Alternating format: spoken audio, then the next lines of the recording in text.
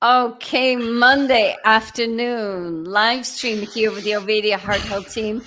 And I'm extremely both excited and honored to have Dr. Brian Lenzkes with us today. And we've got lots to explore on the gut microbiome and beyond in metabolic health. But one housekeeping piece before we get started in the conversation is anything talked about, shared about, explored today is not intended for personal medical advice. If you're interested in working with the Ovadia Heart Health team, please reach out to someone at team@ifixhearts.com.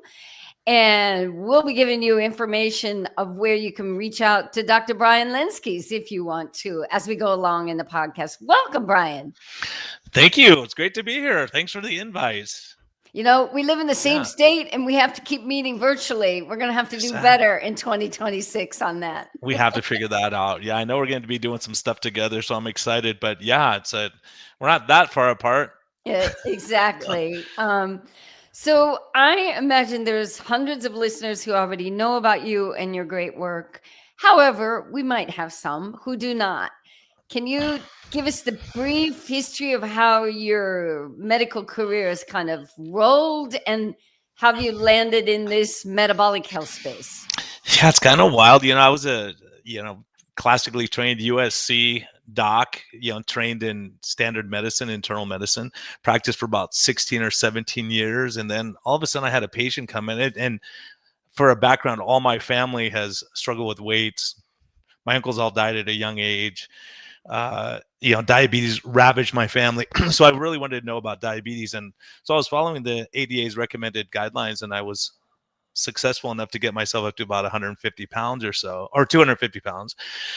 So I was like, this doesn't seem to be working. I know I'm doing what they said to do, eat these 6 small meals, and I'm having green shakes and Melba toast and rice crackers and whatever, and I'm gaining weight. So I'm like, I know I'm doing what I'm supposed to do. I kept gaining weight, and I'm pre-diabetic.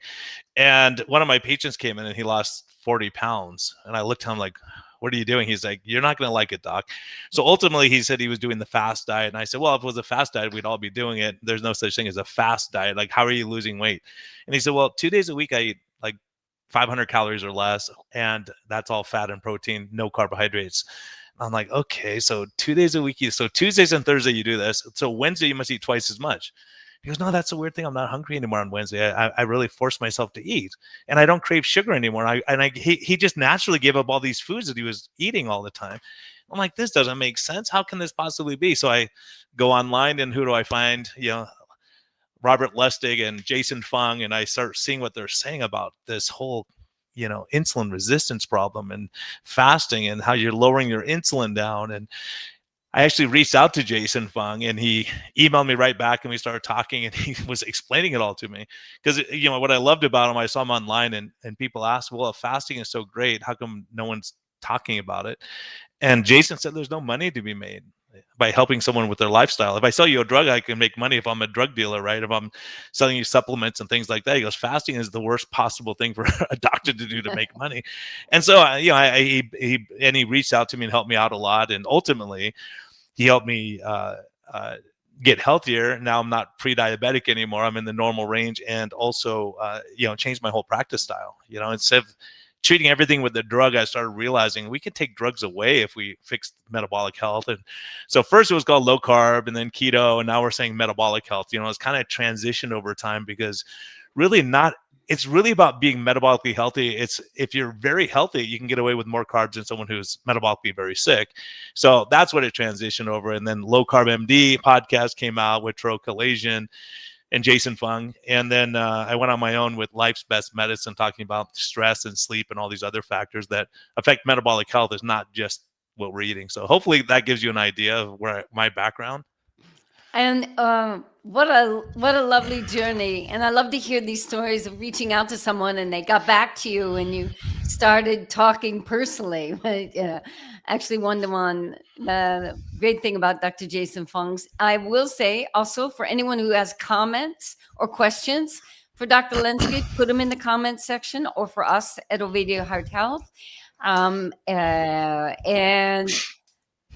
the topic well, I don't even remember exactly what we put as an official topic for today, but I was fascinated at Low Carb San Diego by your talk about the gut microbiome, and specifically talking what's super interesting about your work. You see actual patients. This is not just theory. You're seeing patients, you're seeing labs about the relationship between metabolic health from individuals who've been actually following some of these, low carb, ketogenic, carnivore pathways, but something was happening within the gut microbiome. So, how do you want to best explain this to our listeners? Yeah, for me, like 5 years ago, I'd say this is nutty stuff. Like my friend Tro for the last 3 years. Now he's on track. He's like, Brian, that stuff you were talking about makes sense now. He's seeing it clinically, and we're both seeing it clinically, and a lot of us are. So my voice is, I'd never gut microbiome, leaky gut. People would talk about this, and it was just some. They would say, "Oh, this was functional medicine." They don't know what they're talking about. But our guys just do colonoscopies and endoscopies and say, "Okay, that's it. We're going to treat your acid reflux." But you go, what about all these critters that are in our gut, and we don't like to think about it. It's like it's almost talking about like space Martians or something, but they're there. 100 trillion cells in our gut, more cells in our gut than are in our entire body, our bloodstream, bloodstream, nervous system, everything. And you go, wow. And what are they doing? Well, they're digesting our food for us, right? They do a lot of stuff. So you go, what happens if that's out of whack? So, it just over time, I started seeing that, because those of us who practice a low carb or a ketogenic lifestyle, we have patients and we know how the lab should look. For instance, when I have people listening, a lot of carnivores, as a side, also, when I met Dr. Ovadia, I didn't know who he was. This is when he was first, getting into low carb. And I see this huge mound of meat on his plate. I'm like, oh, your cardiologist. I didn't know who he was, and he didn't know who I was. And I said, man, your cardiologist must love you. And he said, well, I'm a cardiothoracic surgeon. I said, really? And it was amazing when I getting into a conversation where all these things we just thought were true. Like, if you eat red meat, you're going to die. And then we watch, Sean Baker and all these others do well on this kind of diet. So anyways, I started seeing, so in my practice, I take care of a lot of low carb keto. And of course, the natural transition for a lot of people is over to carnivore. If you want to be the ultimate low carb, you're carnivore. So you're not eating any meat except the glycogen that's in the muscle, right? So you should never have an elevated 3-month sugar average. But I started seeing people they've been carnivore for 2 years, and their 3-month sugar average is in the 6.3 range, pre-diabetic range. And we tried to explain it away, because like, why am I seeing this? And I would see triglycerides being high. So the typical person who's doing a carnivore diet, the triglycerides are in the 50s usually, from what I see. LDL can go one way or the other, but usually it's not radically elevated, even though you're eating more fat. And HDL should be high, like in a good range above 50 or 60 or so. So I was seeing people come in carnivore for 2 years. Their A1C is 6.3, insulin levels elevated, which should be very low on a carnivore diet, and sugar's running high, and triglycerides running high. I'm like, they're just like a diabetic almost. Like, how can this possibly be? So either you're lying to me, right? So I would give people the third degree. I go, are you stressed? Are you fighting with your wife every day? Because stress, not sleeping, it can make you insulin resistant. And are you getting in the sun at all? Yeah, they were doing all these things. I was like, how can you be doing all this? It doesn't make sense. So it clicked in my brain, and people can go back and listen, because there's 2 great episodes with William Davis, who wrote the book. He wrote Super Gut ultimately, but his first book was Wheat Belly. Right. And so I asked him, hey, how's a cardiologist who's putting stents in hearts all of a sudden look at wheat in the gut? Like, what does that have anything to do with what you're doing? And he said, I started putting stents in people with normal LDL cholesterols. And a lot of them, when I asked what they ate a lot of wheat. So he said, maybe there's something clinically saying maybe there's something to this. So he started looking at their diets and saying wheat. And so he started thinking, I wonder if this could have something to do with why they're getting atherosclerosis. Is it because they're eating a lot of carbohydrates? So he goes, carbohydrates are a problem. So ultimately he said, well, let's cut out the bread. He was basically doing low carb with his people, and they were improving to a degree, but they weren't getting 100% better. And some of them still had high sugars, and even though they were cutting out those kind of foods. And ultimately he started looking at the gut microbiome and saying, gosh, maybe it's the gut. Because, for instance, there's one called Akkermansia. They all kind of have their role. It's like a big society there. So imagine you have a society where all of a sudden you have no garbage bin anymore, right? It's going to be a big problem. You got to have everyone's important in the society because we all play our role. If you have zero police, zero firemen, you can imagine the effects.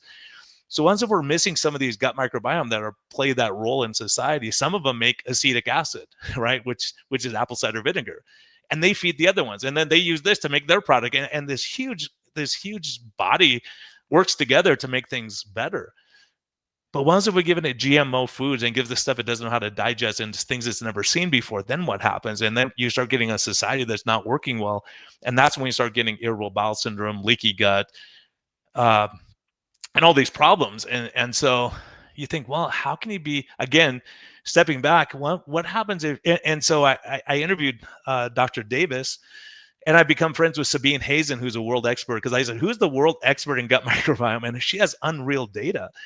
And so William Davis, when I interviewed him in 2022, it's on Life's Best Medicine if anyone's interested. I said, do you have any concerns long-term about the carnivore diet?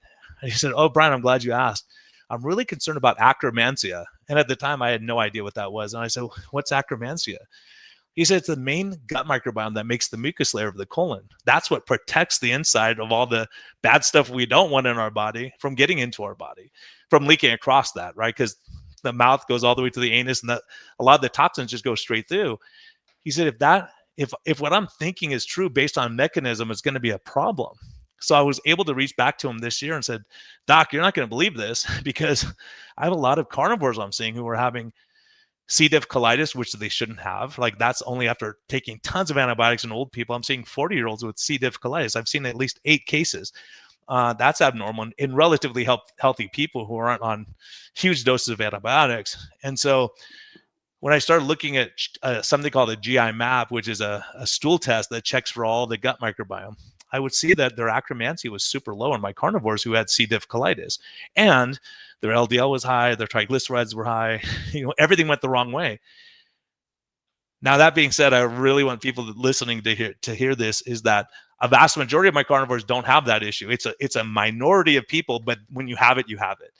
And so we would see the sugars be high, pre-diabetic, and they're getting more and more strict on their carnivore diet without seeing benefit. And so when I started looking at their gut microbiome, and one of my guys in particular who stands out, his A1C was 6.3. He weighs about 170 pounds, super healthy, 3 month sugar average, insulin, triglycerides are elevated, everything's messed up, and he's not drinking alcohol, and he's having seizure disorder.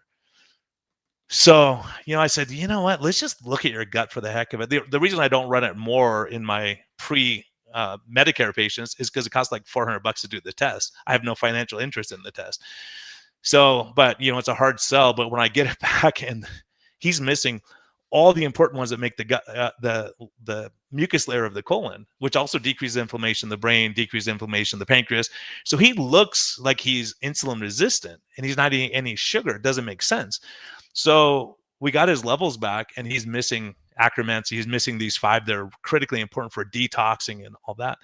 So I said, he didn't change his diet one bit, and his A1C went from 6.3 to 5.7, just adding in some probiotics and some inulin, which helps feed the gut microbiome and raise up these things called short chain fatty acids, which we don't talk about. So to say, gosh, short chain fatty acids are important. That's what the inulin is. It's just a fiber, and we use that for making yogurt. So you put the bacteria you want to grow, you put in the inulin, and then it grows.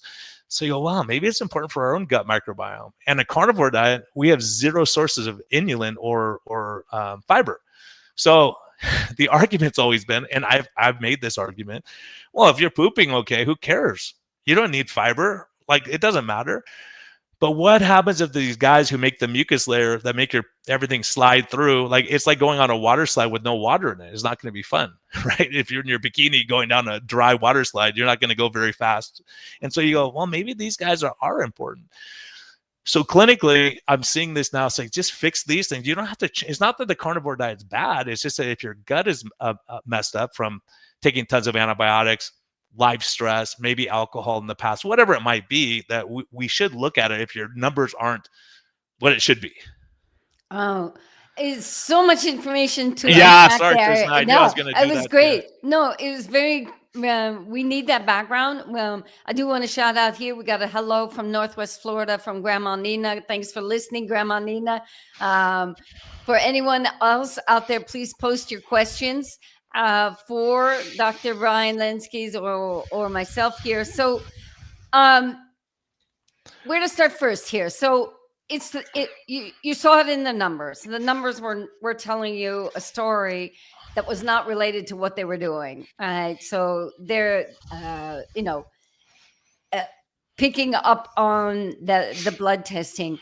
Can we dive right into this idea about what type of fiber inulin is, and as well as, let's say that Akkermansia is low, and here's my non-biological person language. It starts to your own gut starts to be eaten by itself, right? That with the lack of these proper bacteria, it sort of turns on itself. Is that a good analogy, or Absolutely. Yeah, and it's not really eating itself. What's happening is these bugs who are making the mucus layer. So what they do is they take the carbohydrate or they take the fiber and they convert it over into mucus, and they say, okay, we'll make the mucus layer nice. But what Dr. Davis was saying is, like, if you starve Akkermansia too much, it will start eating the mucus and making it back into sugar so it can survive, right? Candida, all these guys rely on sugar. So if we cut sugar out completely for years, what happens? And that's a possible side effect. And as a matter of fact, that he was so happy when I got back to him, because he said it was theoretical, and I showed him case after case after case of what I was seeing, and he was really touched by that, because he said that's what we thought would happen, but we didn't have. He doesn't look at gut microbiome like I do.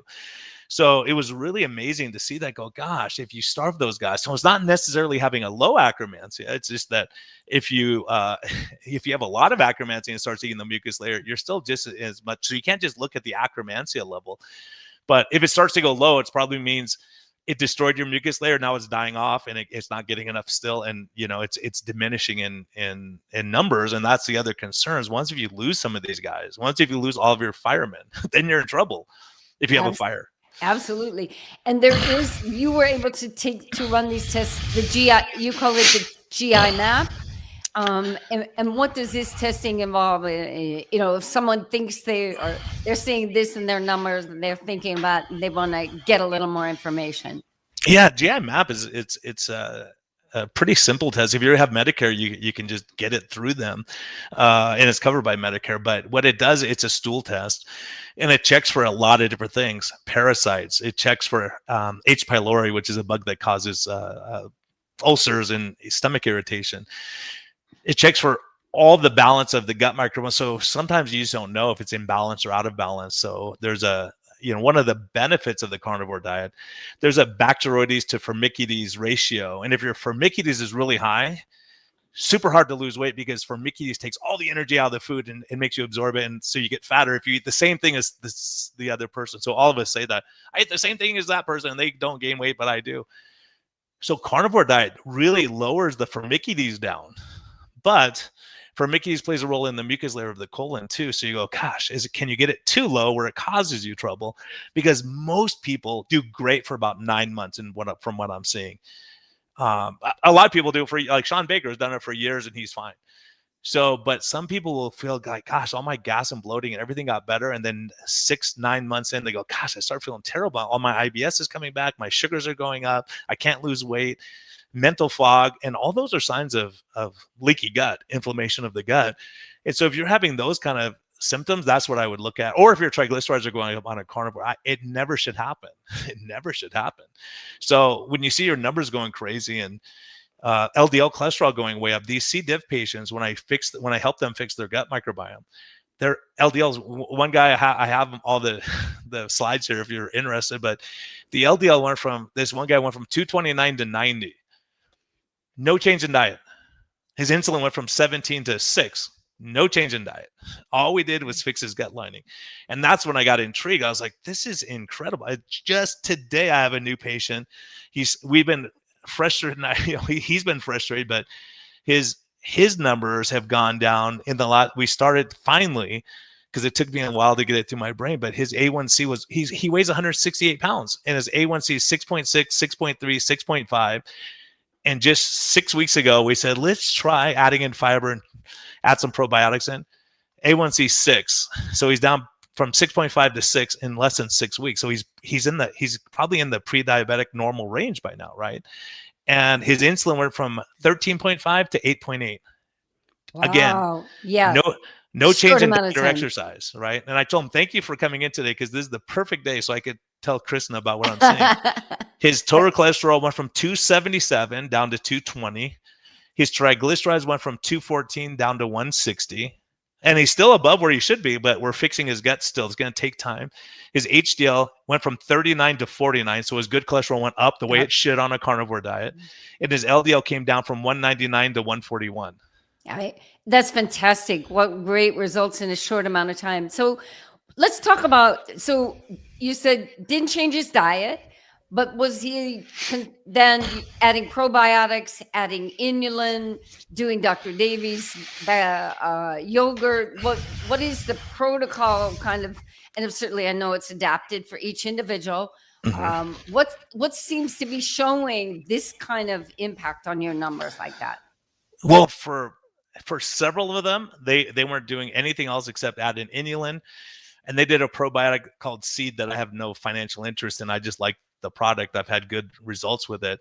So my first patient, I told you, the first guy who really made me scratch my head that was having seizures, all we did was add in inulin and this probiotic, and his seizures went away. He hasn't had a seizure in over a year, right?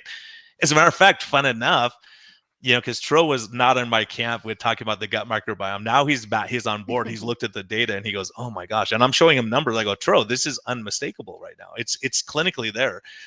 And so we just had a world expert on from the Charlie Foundation, pediatric seizure disorder.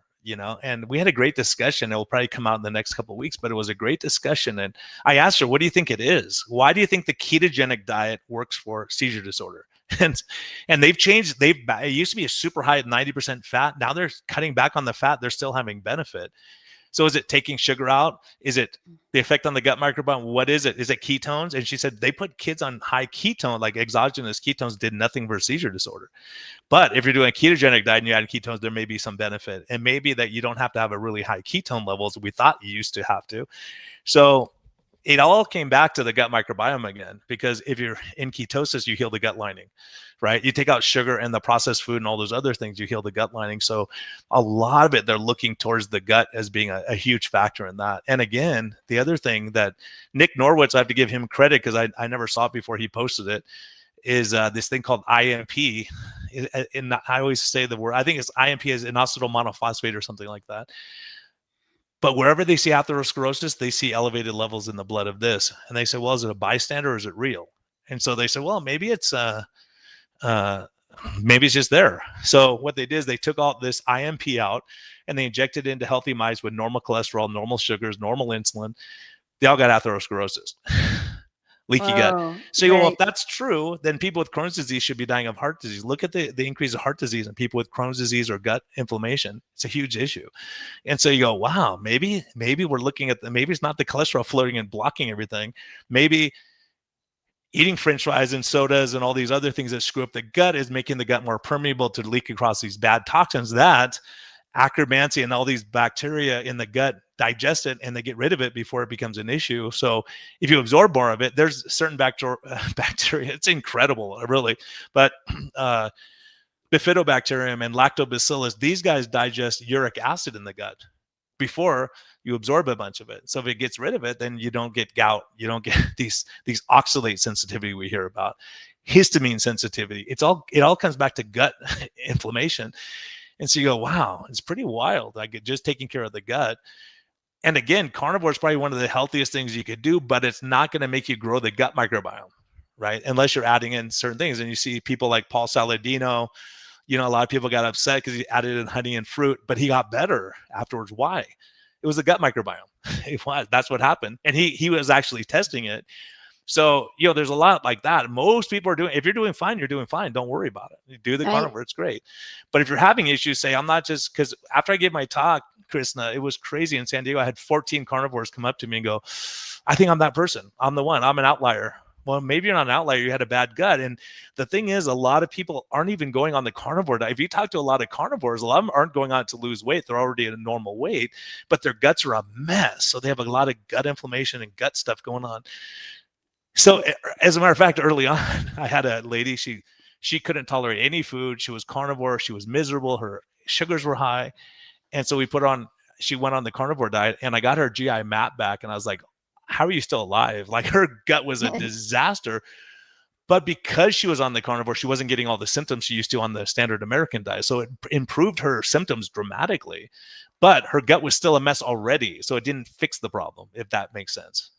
Absolutely. And again, for anyone listening, if you want to reach out and know more about Brian's work in his clinic, you can reach him at ArizonaMetabolicHealth.com. If you're interested in knowing more about the Ovadia Heart Health employee wellness programs, we're at OvadiaHeartHealth.com/wellness. And we're going to get to some ideas that maybe employers could start to think about to open up the brain cells on this whole topic of gut microbiome. I think it's good for us to revisit. We're not saying carnivore diet is a bad diet, or that it might work fantastic for many people. We consider it at Ovadia, it is the ultimate elimination diet for many people. It gives you a chance to figure out really what's going to optimally work for you. However, it's always good, and I guess I'm old enough to be able to say that, to keep evaluating, is your nutrition working for you? You have these cases where you're absolutely seeing it in the labs, and you need to make a game plan for them. As an individual, I want to encourage everyone, keep evaluating. Is your diet working for you? Not only are your labs looking, decent, but is it working for you? How's your energy? How's your mood? How's your focus? How's your strength? Are you able to do your workouts? How are your relationships? Because ultimately, there isn't just, okay, I'm going to do this and I'm going to do this forever. You might need to oscillate. I've been doing some form of this for 18 years. It's changed over those 18 years. And it's probably going to keep changing if I want to stay healthy. Yeah. And, honestly, I think when you really talk to most people, they go, I'm carnivore-ish. Like, they'll go, yeah, I have sweet potatoes sometimes, or I have something different, or strawberries here and there, or salad every once in a while. So in that case, that may be enough to keep you from getting your gut microbiome totally out of whack. But other people, I think their gut is so healthy, they can get away with it for a long, long, long time. And I think the only way to really know is to look and to, see, why are my inflammatory markers high? Why is my insulin going up? Why are things not going the way it should? And it's not that you have to do it harder and harder. Sometimes say, look, let me just add a scoop of inulin to my coffee in the morning. That's it. You don't have to go eat vegetables. You don't have to. That's the point. You don't have to do all those things. But you say, well, if my gut's not happy, how do I make it happier? Because I'm telling you, this is why it's so maddening, is you can get insulin resistance without eating any sugar. And that was the paradigm I had to change in my brain. I go, how can it be possible to have insulin resistance without, but guess what? If you have leaky gut, you're insulin resistant without eating sugar. And that's why it makes people crazy, because if you're already have leaky gut, you could do everything right and it's not working. That's why it's frustrating. And that's why, again, carnivore is the best elimination diet. There's so many benefits, especially short term. But what happens after 12 years or 8 years or 6 years? Could you start getting issues? And if you do, that's the time to look and go, okay, let's check my oil and make sure everything's running okay. Yeah. Absolutely. I see Leonard Love Sr. I've been carnivore since February 2025. Congratulations. And all my numbers look good except my CRP, which last checked was 8.3. Again, this is not personal medical advice. However, gosh, Leonard, you're going to open a bag of worms for me here. Please. Oh gosh, I'm going to be controversial today, but I'm just telling you what I'm seeing clinically. And that's what I've always done. Just be honest. I have seen this elevated CRP. The first question I have now, when's the last COVID vaccine you had? Because I see a huge spike of inflammatory markers. And I've seen people who have bad luck and keep making that spike protein. And so you keep making antibodies towards it. So I've seen a rash of that lately, especially in my Arizona practice, when people aren't going the right way. And that was my first tip off when early on, when I saw people's inflammatory markers go from 0.6 to 32. I'm like, what is this? And that's what they had in common. And so you can check on LabCorp. You can check for spike protein antibodies, and that's one thing, because that irritates the gut lining, causes gut inflammation. And Sabine Hazen has done a lot of work in this area, and that's one thing I've been following with the gut microbiome. But part of it is fixing this by itself. It could be that, but the other thing is if you have leaky gut. So if you're over 65, especially, I would just get a GI map because it's free and see if you have leaky gut, and that will tell you, because it's not normal on a carnivore diet to have an elevated CRP, and especially if you don't have autoimmune disease and things like that. So the other thing, I did a informal poll for what it's worth, because I was making this observation after looking at the gut microbiome for the last 2 or 3 years. I have not seen anyone with an autoimmune disease that has a normal gut microbiome, right? So that's a huge deal. And so I put a poll out and I said, who of functional medicine docs, because most docs have no idea what we're talking about here. How many of those people have seen a normal gut microbiome in someone with autoimmune disease? Not one person has seen it. People in practice for 42 years, 36 years, 12 years, all of them said, never seen it, doc, never seen it, doc.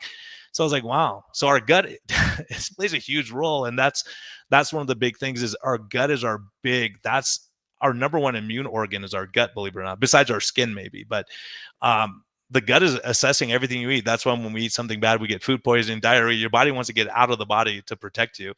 And so when I see an elevated CRP on a carnivore diet, that's not natural. So it's either an autoimmune thing going on. Cancer is another thing. Not in your case. I'm just saying cancer is one thing we think about when we see an elevated CRP. But if you've been stressed, not sleeping, exercise really hard the day before. So it's a marker that we follow. But again, I've seen marked decreases in CRP levels in patients that we treat their gut. Great. Thank you so much there, Brian. And we always like to throw in some practical tips on our Monday live streams. When people think about, okay, well, I just need to add more of the good bacteria. So all I need to do is add some regular store-bought yogurt. I don't remember the numbers exactly from Dr. Davis' book, but regular store-bought yogurt in comparison to the number of bacteria in Dr. Davis' 36-hour fermented milk, the bacteria difference is incredibly, like in the millions. Am I correct? Yeah, it's unbelievably different, because I just made yogurt with his formula too, and it takes 36 hours of fermenting. A lot of the industrial brands, they don't have time for 36 hours, so they're running at 3 hours, 4 hours of fermentation. So it's pretty much useless for the most part. And the other thing is, the frustrating part about it, and the experts will tell you this, is that most of the probiotics on the market, when you take them, they get digested in your stomach and burned up by your stomach acid. So it has to get down to the colon, right? To the small bowel into the colon. And so that's the tricky one. And so that's the other reason I say, well, I'll hedge my bets with a little inulin. I'll add this to my coffee, especially on fasting days, because inulin, it has a GLP-1 effect. And also what it does is, the short chain fatty acids go to your brain until you have satiety. We don't have a good food source for this. This was the thing of short chain fatty acids. Butter. So a lot of carnivores will add butter in. That's probably going to help your gut microbiome. It does. Apple cider vinegar helps the gut microbiome too. And then propionate, you don't have a good source for that. So instead of taking all these different things, say, well, I'll just take the inulin and let my gut microbiome make those things that it's supposed to, right? Feed the good guys, instead of having to try to get it all past the stomach acid and do all that. So feed those guys. We don't plant trees and then don't feed them. You gotta feed it. So that's what the prebiotics do. They help get it down there and help grow those things. And that's maybe an interesting side point here. You have prebiotics and probiotics. Should individuals be concerned about both or one? What are you sort of utilizing in your practice? Yeah, it's frustrating because when you look at the data, I mean, really, I think the argument I hear against it is we don't know enough. So let's not focus on it right now. But we know enough that we can make some benefit. Clearly, I'm seeing it clinically, right? So The one thing that acromancy is a big deal. So low acromancy has been associated with obesity, and so and diabetes, because acromancy grabs the sugar out of the what you're eating and makes it to the mucus layer, so you're not seeing it in the bloodstream. So that's beneficial to you. So now they're saying, well, everyone take acromancy. Well, if you're not feeding the acromancy can eat the gut lining and mess you up even worse. So especially if you're on a really low carb or a ketogenic diet or a carnivore diet, possibly. So, it's just kind of saying, okay, I think that's why I like getting I feel like a salesperson. I don't get a dime from the test, but I like it because I can go, oh, I know your problem. So if I see someone come, because I personally had issues when I had a parasite from my travels overseas doing missionary work in third world, parasite plus mold allergy. Like I think I showed you the pictures, Krisna. It was like miserable. Face swelled up and balloon, and like you're miserable, and all the toxins and all the stuff. So it turns out if you have a parasite, that it makes a mold allergy symptoms 1,000 times worse. So someone with severe mold allergies, they should be checked for parasite to rule it out, right? Because a lot of us have it, we just don't know. So what does the parasite do? It screws up the gut lining and you get more leaky gut, and all that toxin leaks across and you get worse and worse. So, there's binders, there's different things you can do if you know you have leaky gut. Because the danger is, and I did this myself, is I figure out, I have a parasite, I'm going to treat it, took a bunch of ivermectin, and woke up at 2 a.m. My whole face is blown up. I have hives everywhere, because if you kill them off, they release the toxins. And if you have a leaky gut, you have to fix that first. So a lot of us don't realize that people who are inflamed, feeling miserable, to convince you what I'm saying with the gut microbiome. And I didn't know this study until a podcast I just did. And I went and grabbed the study. It's 34 pages long. And what they did is they took kids with mice with seizure disorders. And then they took ketogenic mice. They raised these mice ketogenic. They were on a keto diet. And all they did was take the gut microbiome out of the keto mice, put it into the seizure mice, 100% stopped seizures. Oh, man. The mice weren't keto. The ones who, all they did was take the gut microbiome and you put it in, they go, this has something to do with it. What we eat has something to do with it. So that's why it's exciting. The more we're around, the more studies come out like that. And you go, wow, that sounds so wild. But we have data on this stuff with, obese people getting fecal transplants and they lose weight for the first time in their life. You get sugars normalizing. You see, so it does play a role. So it's like, what can you do? I think the question is, what can we do to get our gut microbiome as healthy as possible? Things like kimchi, sauerkraut, kefir, having a high, and you get the probiotic that you need and make yogurt out of it, and then you can have that. Right. Yeah. And I just want to highlight too, not only to reach out to Brian at Arizona Metabolic Health, but if you want to dive deeper into this conversation, your interviews with Dr. William Davies, as you mentioned, author of Wheat Belly and author of Super Gut, has kind of helped you be more informative on the whole topic here.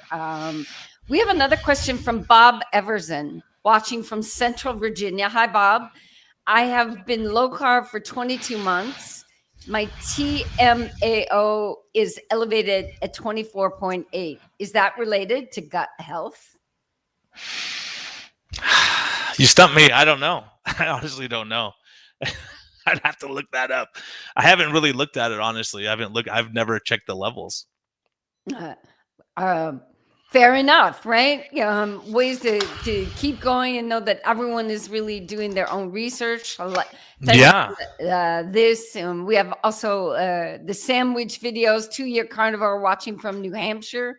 But certainly we would both, I would imagine, suggest reading Dr. William Davies' book, Super Gut, if you want to know about all the various ins and outs of the gut bacteria. Just to say, because I had to cheat and look it up, but it says TMAO can indicate an elevated risk of cardiovascular disease and may be linked to leaky gut and gut dysbiosis. So yeah, it makes sense. TMAO, I mean, a lot of these guys can leak across the gut lining and cause an issue.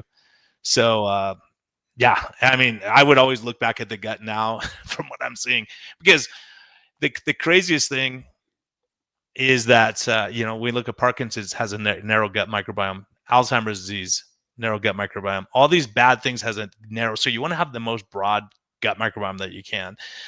exercise, stress control, all these things play a role. And the big one is antibiotics. Like, I was just at a talk and they said it takes 10 years after a course of antibiotics to get your gut microbiome replenished. You think that's not very good, especially if you've taken antibiotics Whoa, 6 times a Greg. year for the last 5 years, Yeah, scary. Very scary. But in answer to your question there, Bob, so do the test, right? As Brian has mentioned several times, if you're over 65, Medicare pays for it. If you're under 65 and you have some, thoughts about it or want more information, do the test itself. We've been trying to simplify a lot with our live streams here. What would be some simple advice, either for individuals or for companies who are really trying to help broaden the knowledge base within their company or their individuals in terms of metabolic health? But now we have another piece here, the gut microbiome health. And sometimes the amount of information these days, health-wise, is overwhelming to individuals. How would you help simplify this? And what would be some of your advice if you were consulting a company or individuals trying to educate their employees? Yeah, it's overwhelming, and because a lot of my patients are cash pay because they're outside the insurance model too, or their labs, or they have a senior HMO or something like that. So I try to get the cheapest lab panels I can, so we can determine metabolic health at a high, very easily, like a fasting insulin level, right? That is huge. A fasting insulin and a 3-month sugar average. I have so many people who are diabetic that come to me and they never had an A1C check because their doctor looks at them and goes, "Oh, you're thin. You don't have diabetes. You don't need to look." So fasting insulin, A1C, these are very cheap. You can get a good thyroid panel. I like to get a TSH and a free T3. And the free T3 is the active. So if you're stressed, cortisol can block that effect.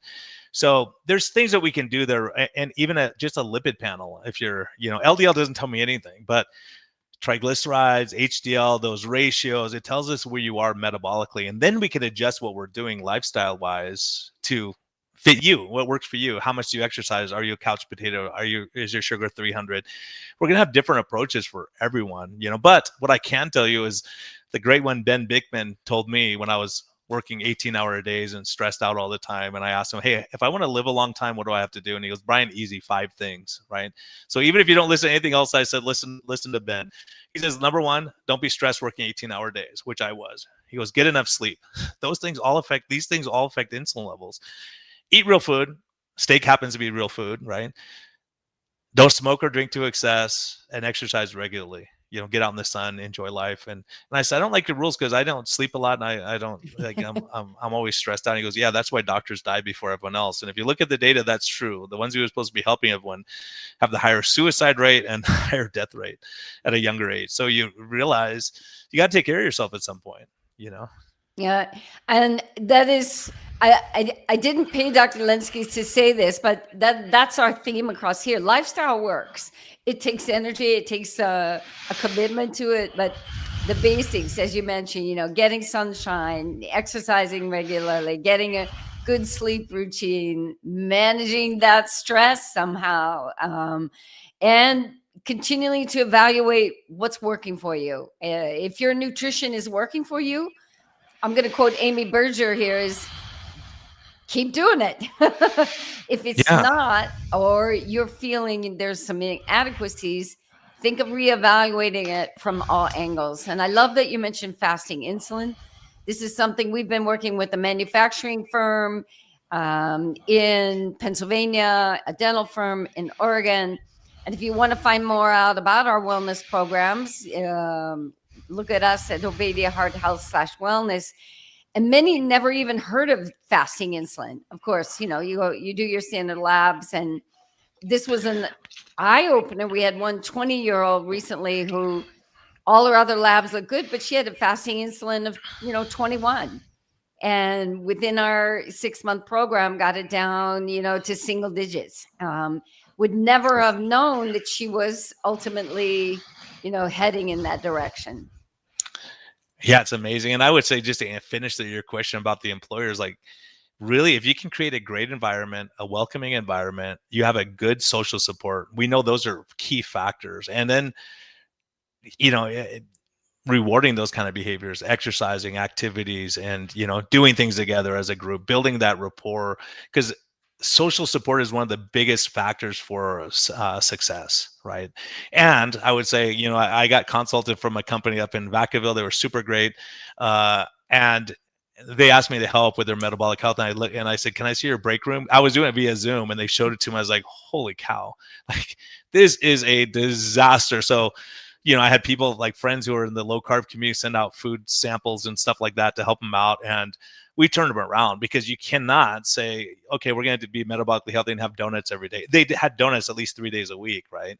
And so cookies and stuff, and it's just it's hard to do when that's staring you in the face, because the addiction part of it. So yeah, it's so key to build that good relationship, support your employees, and making people they work way better when they're happy and they're feeling well. When you're diabetic and you have brain fog, it's hard. So focusing on nutrition, stress, getting them some time off with family, those kind of things are really critically important. Yeah, this social and community, and we're thankful for those of you who are listening in to our community here today. As we started, sort of winding down here, Brian, for the last, few minutes, any pieces that we didn't talk about this work that you're doing on the gut microbiome that you'd like to share, or any other low-hanging fruit I've missed over today? Well, gosh, I think we're really looking at that metabolic health. I look at those markers first. And if they're going great and you're carnivore, great. We just keep plugging along. I mean, a lot of my people, but now more and more I'm recommending just hedge your bets a couple of days a week, mix a little inulin in there, feed, appease your gut microbiome.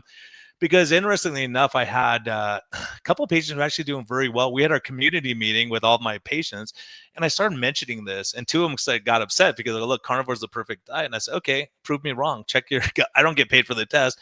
Both of them had leaky gut and gut inflammation. Interestingly enough, one of them, who was the most rabid of them, he's a good guy. And once we saw it, I said, add in a little inulin. And he goes, doc, he called me. He's like, you're not going to believe this. I was frustrated with you, but I used to eat like tons of steak and I couldn't get full. He goes, now I just had a little inulin. I get early satiety. I'm not hungry so much. And I eat less and I feel really good. Mental clarity getting better. All these kind of things. You just have to say, gosh, if you're feeling fine, keep just like what Krisna's saying, keep doing it. If it's working and you're losing weight and your sugars are better and everything's doing great, but when it starts tailing up, say, okay, I got to change something. And being able to be flexible and say, well, let me reassess and see, did my body change? Did my hormones change? And the menopause has a huge effect on the gut microbiome also. And that was the other big thing that was interesting, that progesterone increases butyrate levels, increase progesterone, which helps with satiety, calming the nervous system, sleep. So a lot of women are menopausal and, no one's doing anything about it. So looking will be helpful for you, because if you're in a better mood, like you can stick with the program better, for sure. Absolutely. And again, experiment, explore. We've talked a little bit, about, try to not get yourself too cornered into, I have to do my diet this way. Look at your numbers, work with someone, keep tapping into your symptoms, and maybe, experiment with a little inulin. Yeah, and just go slow. I think on that, just go slow. The studies that they did, well, the studies that convinced me too, I was looking at that, I thought this can't be true, because you could look up the studies. There's like 30 studies now on inulin and weight loss, and it does nothing if you're normal weight, believe it or not. But if you're overweight, insulin resistant, diabetic, women who did this, they were losing 7 to 13% of their body weight within 12 weeks. Just adding that into the same diet, same exercise program, right? And you think, why is that? Well, it's satiety. You're not hungry as much, so you're not snacking.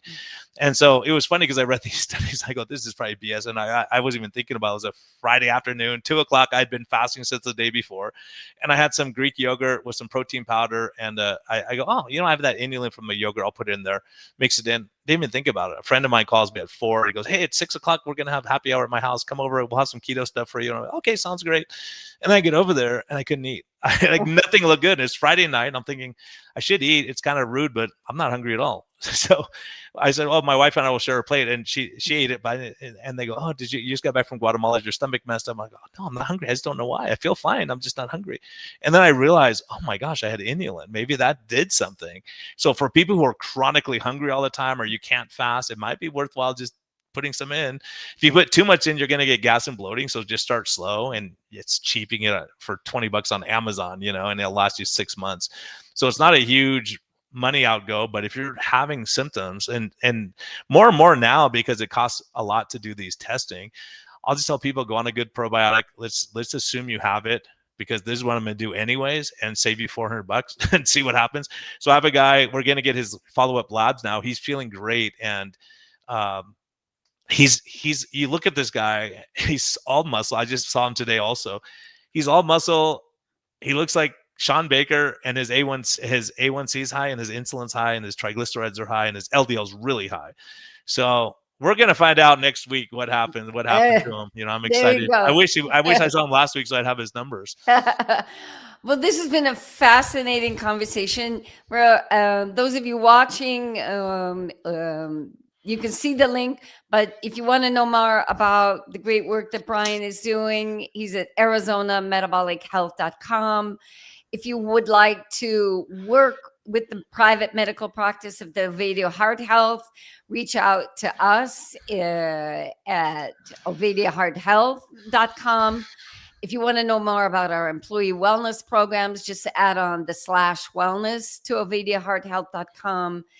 We're all of us, you included, trying to make America a little bit healthier in whatever way. Not to become political here, and not that we're in any of the camps, but this is fascinating work. I was so glad I could hear you live and see you live in San Diego.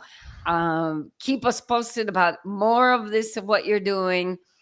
Also, check out Brian's podcast, Life's Best Medicine. He's got some fantastic guests on there, and keep building your social connections. We talk a lot about the numbers. We talk a lot about the tests you need to do, but you got to have a community. You got to have a team behind you, and that's important to our health as well.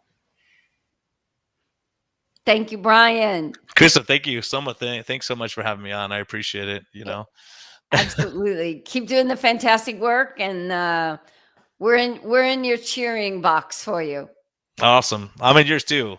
I'm a big fan of all that you all are doing here. It's amazing. It's just pushing it forward, and someday we'll figure out, oh, that was the problem. That's what we had to fix, So it's fun that we're seeing the benefits, and sometimes we don't know why exactly, but we just have to keep looking and pushing it forward. And if it's not working, then change gears a little bit, and readjust a little bit, and then go from there. Absolutely. Keep the door open, stay flexible, and keep educating yourself, right? All right. Yeah,